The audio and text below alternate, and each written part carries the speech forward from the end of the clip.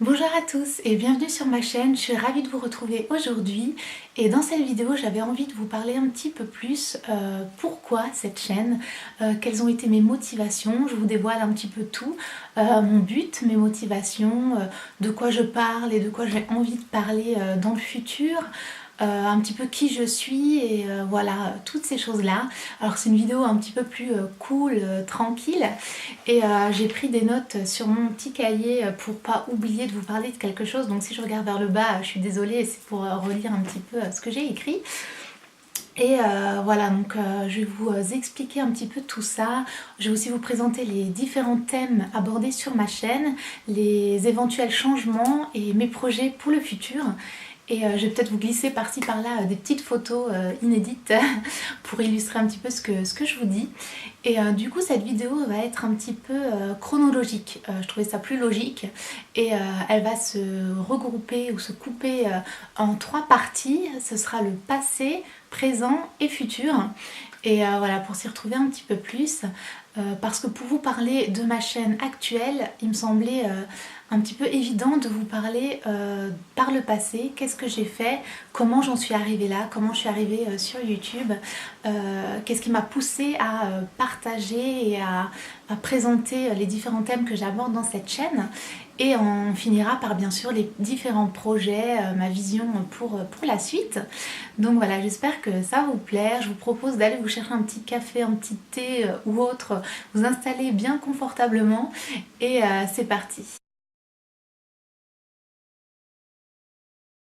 Donc pour rentrer dans cette première partie qui raconte un petit peu mon histoire, je vais pas vous faire mon témoignage de ma vie, celui-ci viendra dans une prochaine vidéo que je publierai sur ma chaîne, mais on va quand même forcément retrouver des petits bouts de ma vie. Lorsque j'étais petite, j'ai toujours écrit, je tenais des carnets en fait. Et dernièrement, je les ai repris et je les ai tous relus, et donc tous parce que j'en ai une trentaine, donc c'est pour vous dire que j'écrivais vraiment beaucoup. J'ai observé différents thèmes qui revenaient, qui étaient du coup importants dans ma vie, que ce soit Dieu, les animaux. J'ai toujours grandi avec beaucoup d'animaux et j'ai toujours aimé les animaux en fait. L'équitation, j'en ai fait aussi pas mal. La danse, qui était une grande partie de ma vie, puisque j'ai fait de la danse à un rythme très poussé pendant toute ma scolarité. Bien sûr la famille et les amis qui étaient voilà, très importants, donc c'est un petit peu les points qu'on retrouve. Mais tout ça pour vous dire en fait que j'ai toujours eu envie, voilà, ce besoin d'écrire les choses, partager. Je pense que voilà, c'est quelque chose qui est un petit peu, qui fait partie de moi. J'ai vraiment ce besoin de retransmettre les choses que j'ai appris, que je connais, et de les retransmettre et les redonner aussi à d'autres personnes. Et donc j'ai écrit donc voilà, ces carnets depuis toute petite, et à l'âge de 15-16 ans, donc on était en 2005 à peu près, j'ai ouvert un blog. Et en fait ça correspond tout simplement quand les blogs ont éclos, parce qu'à l'époque ça n'existait pas, ou du moins voilà, non, je pense que ça n'existait pas, il n'y avait que les sites internet. Et donc la première plateforme connue c'était Skyblog, où je partageais un petit peu ma vie de lycée, les délires un peu avec mes amis, les animaux, ma famille, enfin ce genre de choses.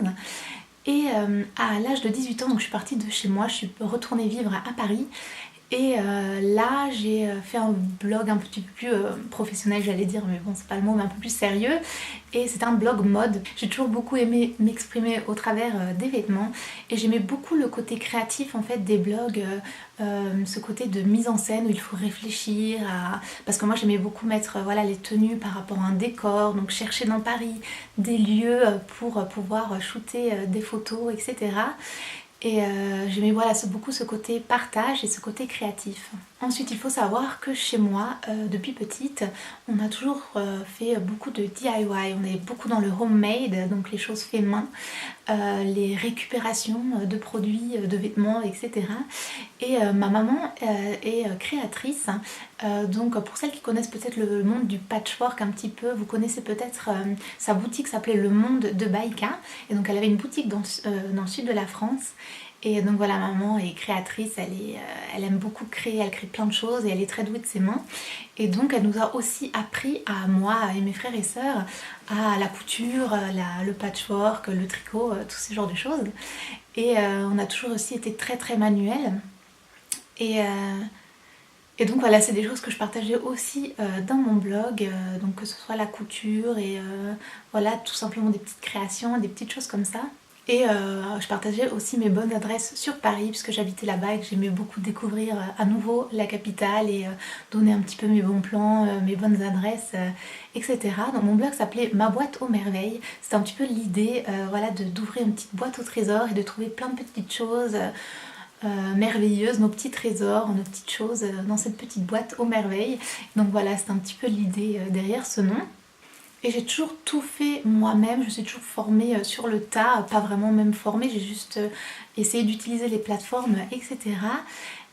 Jusqu'au moment où avec une de mes amies qui est web designer, elle m'a créé un site, donc ma boîte aux merveilles était hébergée sur Blogspot et elle m'a créé un vrai site WordPress super beau, tout pastel, ma bannière était avec des petits ballons, tout le thème était pastel, c'était super mignon. Encore merci Sergine si tu passes par là pour ton aide. Donc j'avais beaucoup travaillé sur ce blog pour poster en fait du contenu vraiment intéressant, de qualité et un petit peu voilà, augmenter le niveau. Donc, et vous inquiétez pas, on arrive bientôt à YouTube et au présent, hein. J'espère que ça vous intéresse jusqu'à maintenant, mais je trouvais que c'était intéressant de vous expliquer un petit peu d'où je viens pour vous expliquer un petit peu où je suis actuellement. Et en fait, tout à coup j'ai eu un problème technique sur ce site et comme c'était mon ami qui me l'avait créé sur la plateforme, etc., j'arrivais pas à résoudre le problème et en plus ça tombait au moment où je partais et je déménageais, etc., et du coup bon, le blog s'est arrêté tout simplement. Et petit retour en arrière, quand j'ai commencé à créer mes blogs donc sur Paris, donc lorsque j'avais 18-19 ans, j'étais aussi très intéressée de faire une chaîne YouTube. Donc YouTube à cette époque-là émergeait, mais vraiment tout doucement. C'était vraiment vous voyez toutes les filles qui sont très connues maintenant, Elsa Makeup, il y avait Enjoy Phoenix, il y avait, moi je regardais aussi beaucoup de chaînes en anglais. Et donc c'était des petites chaînes voilà, qui débutaient et j'ai tout de suite eu envie de faire la même chose en fait. À l'époque, voilà, comme je vous ai dit, je regardais beaucoup de chaînes américaines et j'avais beaucoup envie de refaire voilà, ces choses-là. Et donc je vais vous mettre, vous pouvez regarder, monter dans les archives de ma chaîne et regarder les toutes premières vidéos. J'ai quand même essayé, j'ai essayé de filmer 2 vidéos qui étaient des hauls, une revue d'une palette et des hauls The Body Shop. Et vous allez voir qu'il y a un petit souci dans la vidéo, c'est qu'il n'y a presque pas de son. Donc je les avais quand même postées parce que je me disais mais si on peut entendre, si on met le son au maximum, etc. Mais bon, en fait c'était un peu raté. Et donc voilà, j'étais étudiante, j'avais très peu de moyens et donc forcément je pouvais pas m'acheter une nouvelle caméra. Il me semble que cette caméra n'était pas dotée on pouvait pas mettre de micro, sans quoi je pense que je l'aurais fait. Mais en fait voilà, pour moi c'était tout simplement, j'étais dans l'incapacité de faire ces vidéos parce que j'avais pas de son, j'avais pas de matériel de qualité et j'ai dû voilà, lâcher ce projet. Mais je me souviens que j'étais vraiment dégoûtée et que je rêvais d'avoir cette caméra là qui me sauverait. Et donc voilà, c'était un petit peu en attente. Mais voilà, pour revenir où j'ai arrêté mon histoire de blog, donc à Londres, chez ma soeur, et ma soeur avait une petite tablette, donc c'était pas du tout un iPad, une tablette Samsung il me semble, avec lequel on pouvait filmer, parce que oui, à l'époque je n'avais pas de smartphone, sans quoi j'aurais pu aussi filmer avec, mais non, j'avais pas du tout de ces choses-là. Du coup, c'est pour ça que j'ai pu faire la chaîne. Encore une fois, si vous montez dans les archives, vous voyez les vidéos que je filmais à Londres à l'époque. Et je filmais avec cette tablette de ma soeur, donc c'était assez comique parce que souvent elle tombait et tout, donc c'était assez drôle. Mais voilà, c'était super. Et aussi, je pouvais utiliser le portable, enfin l'ordinateur de mon beau-frère pour faire les montages parce que mon ordinateur buguait, il était vraiment vieux et Windows Movie Maker que j'utilisais à l'époque ne fonctionnait pas sur mon ordi. Donc en gros, c'est vraiment grâce au matériel de ma soeur et mon beau-frère que j'ai pu lancer ma chaîne. Donc ma chaîne était à ce moment-là vraiment axée beauté, c'était vraiment, vous savez un peu voilà, le type de vidéo beauté, make-up, etc. Mais au bout d'un moment, j'ai eu envie de partager un petit peu plus. Et j'ai commencé à partager mes lectures, à partager le scrapbook, voilà, à partager d'autres choses qui m'intéressaient, qui faisaient partie de moi. C'est là que j'ai eu aussi vraiment envie de partager ma foi parce que je me disais voilà, ça fait vraiment partie de ma vie, c'est d'ailleurs une partie principale de ma vie et il me semblait tout naturel en fait de le partager sur YouTube. Cependant je réfléchissais beaucoup à comment se mettre en œuvre, comment le réaliser, comment m'y prendre, etc. J'étais un petit peu perdue et donc voilà, c'est quelque chose auquel je travaillais toute seule dans mon petit coin, mais j'avais encore rien publié voilà, de cette trempe. Mais c'est vraiment voilà, une idée qui me tenait à cœur. Donc comme je vous ai dit, je regardais des youtubeuses américaines et il y avait des youtubeuses voilà, qui étaient très connues, qui faisaient des super vidéos, qui mentionnaient parfois qu'elles étaient chrétiennes, qu'elles allaient à l'église. Ou bien je suis tombée une fois sur un témoignage d'une fille, je crois qu'elle s'appelait Charisma Star, un truc comme ça. Je vous remettrai son témoignage dans la barre d'informations. Qui elle est assez originale, elle est à fond sur Disney, etc. Mais elle a fait une vidéo où elle partageait son témoignage et je sais pas, ça m'a beaucoup touchée de voir toutes ces filles qui voilà étaient en fait des filles comme moi tout simplement qui s'intéressaient voilà à la mode, à ces choses-là et qui étaient chrétiennes. Alors ok, il y a tout l'aspect un peu culturel aux États-Unis, mais voilà c'est vrai que ça m'a énormément encouragée, énormément motivée de voir ça et j'ai trouvé ça vraiment génial. Et il faut savoir aussi que je vous ai dit que j'habitais Paris, mais je vous mettrai peut-être ici une petite chronologie de ma vie, des endroits où j'ai vécu pour vous y retrouver un petit peu. Mais je suis partie à l'âge de 7-8 ans de Paris et on a vécu ensuite en province, donc tout mon collège, lycée, je l'ai fait en province. Et mon père était pasteur pionnier, donc en fait il crée des nouvelles églises dans des lieux où il y avait très peu de chrétiens. Donc ma soeur, moi, enfin mes frères et sœurs, on a vraiment grandi voilà, dans des endroits où il y avait peu de chrétiens, dans des églises qui débutaient, etc. avec très peu de chrétiens de notre âge. On se sentait beaucoup isolés, un peu exclus presque. Les églises avaient aussi souvent beaucoup de personnes âgées et du coup voilà, il n'y avait pas trop ce côté jeune, dynamique, etc. du moins pendant longtemps. Et du coup, vous comprenez que quand j'ai vu ces vidéos d'américaines, ça m'a beaucoup touchée et je me suis dit ah waouh, ça existe. Donc voilà, donc après pour reprendre un petit peu le cours de ma vie, où donc j'étais à Londres avec ces vidéos, etc. Puis je suis partie et comme je vous ai dit, le matériel n'était pas à moi, donc forcément je me suis retrouvée à nouveau sans matériel. Et en plus, je suis partie faire une formation qui s'appelle Défi, qui se passe à Champfleury, donc c'est près de Grenoble. Et c'était une formation de 6 mois, une formation biblique en fait, où vous apprenez tout plein de choses sur la Bible et plus. Et j'ai prévu de vous faire une vidéo sur le sujet où je vous parle de mon expérience là-bas, etc. Donc si ça vous intéresse, je vous invite à aller voir cette vidéo qui sera en ligne bientôt. Et donc pendant cette formation, ça m'a réellement confortée dans cette idée de faire ça, de retransmettre mon savoir, mes connaissances, de partager en fait tout simplement, comme je vous ai dit, voilà, c'est quelque chose qui me tient à cœur. Et très brièvement, avant d'entrer dans le présent actuel, je termine après ma formation. Donc je suis partie en Suisse travailler, donc je suis infirmière et je travaillais en réanimation néonatale en Suisse côté germanophone et c'était donc un défi de dingue voilà, de travailler là-bas en allemand. Un poste très difficile, je travaillais le 3-8 pour ceux qui connaissent, c'est-à-dire que vous travaillez soit le matin, soit le soir, donc jusqu'à minuit, hein, soit la nuit, et donc vous alternez sans arrêt entre les trois. Et là-bas c'est pas le 35 heures, c'est le 42 heures. Et lorsque je faisais mes semaines de nuit, je travaillais 60 heures pendant cette nuit, comme ça d'affilée. Donc tout ça pour vous dire que c'était un rythme vraiment très difficile et que c'était aussi une période de ma vie assez difficile. Et donc voilà, j'avais toujours cette idée de faire, mais je me sentais un petit peu incapable de trouver le temps, etc. Et donc tout ça pour venir actuellement où j'ai quitté ce travail et donc ça m'a donné le temps de faire les vidéos. En octobre 2016, j'ai décidé de reprendre ma chaîne et vous pouvez voir cette vidéo qui s'appelle I'm Back où je vous explique un petit peu les différentes catégories et le fait que j'ai aussi envie de partager ma foi dans mes vidéos. Lala. J'ai mon petit chien à côté de moi, donc elle fait un petit peu de bruit, désolée. Ça me semblait voilà, tout naturel de partager ma foi, parce que pour vous donner un petit exemple, imaginez-vous qu'il y a une énorme épidémie en France ou dans le monde, et que tout d'un coup vous découvrez, vous avez connaissance d'un remède qui est efficace, ou bien d'un vaccin. Et ben c'est presque votre devoir d'aller en parler aux autres.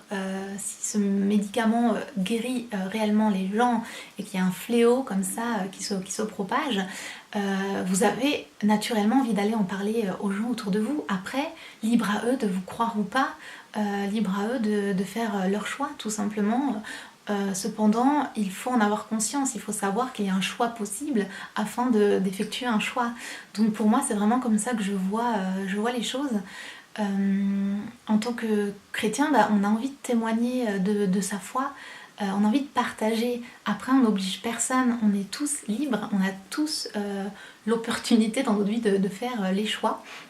Mais cependant, voilà, je trouve que voilà, il faut avoir toutes ces cartes dans les mains pour pouvoir faire un choix.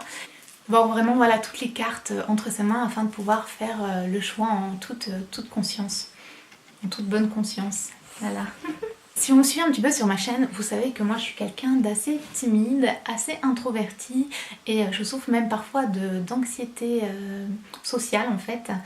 Et du coup, ça a toujours été un petit peu délicat pour moi de me retrouver dans une foule, de parler à des gens que je ne connais pas. Et c'est vrai que dans les églises, c'est un petit peu ce mode de témoignage qui est mis en avant, d'aller distribuer des tracts dans la rue, d'aller partager à des gens que l'on ne connaît pas dans la rue. Et je me suis toujours sentie, comment dire, j'allais dire prisonnière, mais j'ai toujours trouvé ça très très difficile. Et je me sentais nulle, du coup je me disais mais j'arrive pas, tout simplement parce que ça ne me correspondait pas. Et donc pendant toute mon enfance, adolescence, etc., je me disais toujours moi je témoigne dans ma vie, je témoigne auprès de mes amis par mon comportement. Et voilà, c'était très bien. Mais voilà, après cette formation des filles, ça ne me suffisait plus. Voilà, ça me suffisait plus, c'était pas assez pour moi que de partager juste aux amis, aux personnes qui m'entourent. Et j'avais envie de faire plus, cependant, voilà, face à ma timidité et façon d'être, tout simplement, on est tous différents. On s'exprime tous de manière différente et on a tous nos peurs et nos angoisses. Donc voilà, tout s'est emboîté très naturellement. Pour moi, c'était évident presque de continuer cette chaîne YouTube et de pouvoir partager ma foi, mais aussi d'encourager d'autres chrétiens, des personnes isolées. Et donc ça me semblait tout naturel voilà, de faire ça sur YouTube, de pouvoir partager ma foi sur YouTube. Donc en plus, à cette époque-là, personnellement en tout cas, je ne connaissais personne qui faisait ça. Je n'avais vu aucune vidéo YouTube en français qui n'était pas une chaîne professionnelle rattachée à un groupe ou autre, où une personne comme ça partageait sa foi avec plusieurs vidéos, etc. Comme ce que je vous ai dit tout à l'heure, ce que j'avais vu dans des chaînes américaines par exemple. Du coup ça me semblait être un réel besoin en fait. Je me suis dit voilà, pourquoi pas se lancer, allez, j'y vais. Donc maintenant je découvre de plus en plus de personnes qui ont des blogs, des chaînes YouTube chrétiennes et j'en suis ultra heureuse. Mais voilà, comme je vous ai dit, à cette époque je ne connaissais pas toutes ces choses-là. Et je pense que ça m'a permis de réellement me lancer parce que je pense que si j'avais vu qu'il y avait déjà quelqu'un qui avait le même projet que moi ou qui faisait des vidéos comme moi, je pense que je me serais dit il n'y a pas besoin de me lancer, c'est pas nécessaire, quelqu'un le fait déjà, c'est très bien comme ça. Et du coup voilà, ça m'a réellement permis de me lancer. Et il faut savoir que via cette chaîne je ne cherche pas du tout à être connue ou à me mettre en avant ou je sais pas, gagner de l'argent par exemple. Mes vidéos sont même pas monétisées pour l'instant, j'ai rien fait dans les réglages quoi que ce soit. Je ne cherche pas non plus le buzz ou quoi que ce soit et d'ailleurs ça paraît un petit peu évident parce que je m'y prendrai pas du tout de cette manière là. Et il faut même savoir que si vous regardez un petit peu mes vidéos, les vidéos qui ont le plus de vues ne sont pas le genre de vidéos que j'ai envie de continuer ou de faire. Je me tourne vers voilà, autre chose. Parce que pour moi, ce qui est le plus important, c'est l'échange, créer une communauté de partage. Et comme je vous l'ai déjà dit, voilà, je suis assez timide, etc. Et donc voilà, je ne cherche pas à me mettre en avant. Après, j'ai trouvé que ce moyen face caméra fonctionne très bien pour moi parce que moi j'ai plus de mal à parler dans une foule auprès de plein de gens que je connais pas. Ça me stresse beaucoup, mais là, face à une caméra, je trouve ça moins angoissant. Alors après bien sûr se retrouver sur YouTube, s'exposer en fait, c'est vrai que c'est très difficile et j'ai eu énormément de moments de doute et j'en ai encore. C'est pas facile de se voir en plus en vidéo. Je sais que la première vidéo I'm Back, j'ai presque pas eu envie de la poster parce que je me trouvais horrible, je voyais que mes défauts, je trouvais que je m'exprimais mal, etc. Et au final j'ai décidé de passer au-delà, de la peur, du jugement, du fait que je me trouve horrible, que je trouve que je m'exprime mal, de cette idée que je pense que je pourrais rien apporter à personne. J'ai décidé de regarder au-delà et de voir réellement le but et les motivations qui sont plus loin. Et c'est ça qui m'a permis à aller au-delà de cette peur de la caméra.